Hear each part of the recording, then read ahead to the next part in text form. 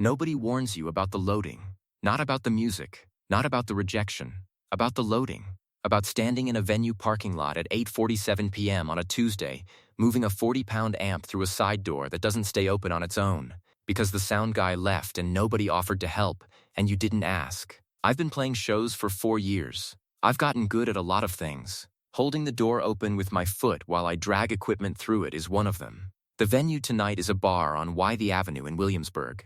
Small stage in the back.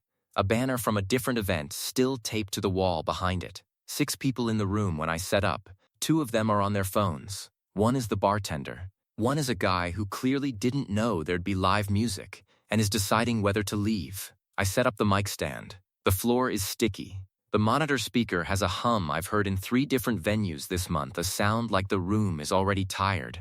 I don't think about the 6 people. I think about the set list. I think about the second song, which has a section in the bridge I haven't fully nailed in a live context yet. I think about small, specific things. That's how you do it. That morning I had packed the gear before 9 a.m. There is a version of this that feels like routine.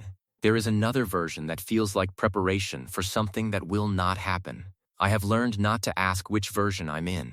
My apartment is in Sunset Park. Small, the kitchen and the living room are the same room, and half of the living room is equipment. Cables coiled on a chair, a guitar stand with 2 guitars on it, a notebook on the kitchen table with a half-finished song I wrote at 2 a.m. last week that I keep looking at and not finishing.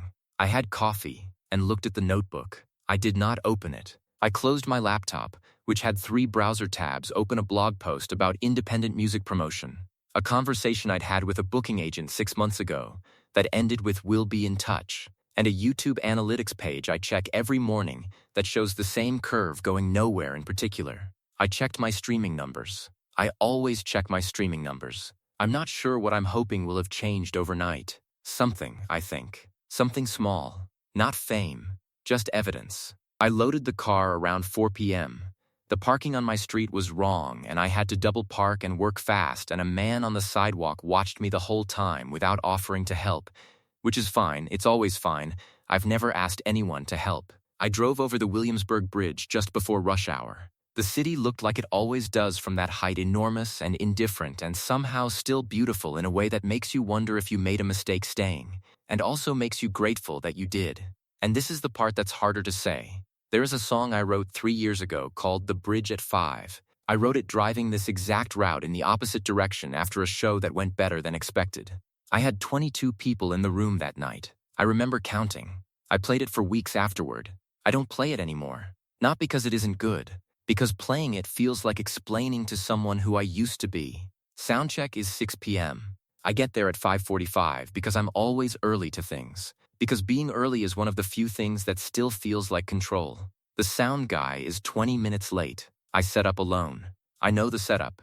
I've done it enough times that my hands do it without me. That's a kind of competence nobody sees, the way a musician can build a world on a small stage in 25 minutes, alone, without making a sound. At 6:30, I eat a granola bar I found in my bag from a show 2 weeks ago. It's a little stale. I eat it in the parking lot, sitting on the back bumper of my car, watching a couple walk past on the street who are deep in a conversation and laughing at something I can't hear. I checked my phone.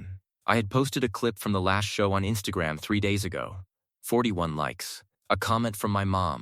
2 comments from people I don't know that both say, and nothing else. I posted the same clip on TikTok, and the algorithm showed it to 180 people, which sounds like something until you understand what 180 people actually looks like. It looks like 6 people in a bar on a Tuesday. If you know this particular kind of Tuesday, the subscribe button is there. We'll keep going. The show starts at 9.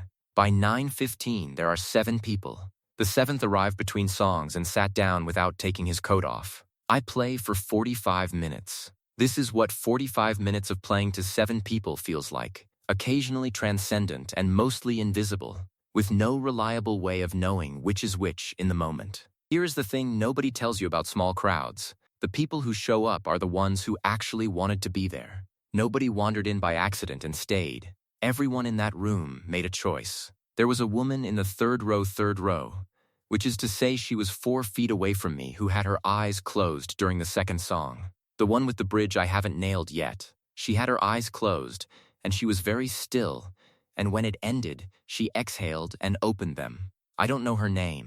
I don't know if she'll come to another show. But she heard that song tonight in a way that it deserved to be heard. And I played it for her. And only her. And maybe that's what the show was for. Here is what nobody understands about why I'm still doing this. It isn't stubbornness. It isn't delusion. It isn't that I think success is coming and I just have to wait long enough. It's that the songs exist. I write them. And they're real. And they're mine. And they describe things I couldn't say any other way. And once they exist, they don't stop existing just because the algorithm didn't push them to the right people on the right day. I am not waiting for something to happen. I am doing the thing. Every show is the thing. Every song is the thing. The numbers are not the thing. I know this. I just sometimes forget it at the wrong moment. Usually between midnight and 2 a.m. Usually driving home. After the show, I break everything down. This is the part nobody photographs. The uncoiling of cables. The folding of the mic stand. The carrying of the amp back through the side door that still doesn't stay open on its own. 2 of the 7 people came up to me after. One said that was really good, which is the most common post-show sentence and also the one I will think about for 3 days. One asked if I had music on Spotify, and I said yes, and gave them my handle, and I have checked 3 times since then to see if they followed, and they haven't. They might still.